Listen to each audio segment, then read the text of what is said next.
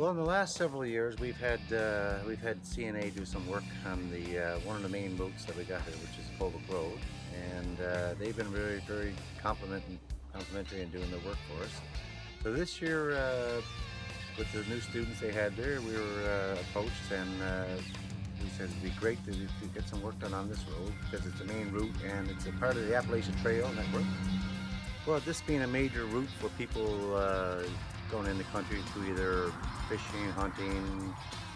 cabin areas, as well as the Appalachian Trail network for hiking to Lewis Hills, it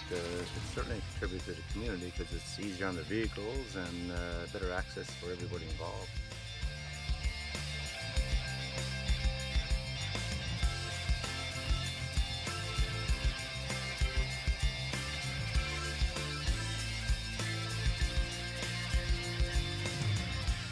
This project that we became involved in is a wonderful opportunity for us to work with the community to support and develop projects that are going on in our area. For the faculty, it's wonderful because they're leaders and they want to get involved in the community and do good work.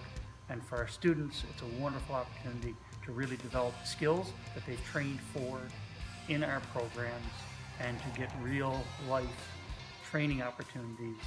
while they're still at the campus.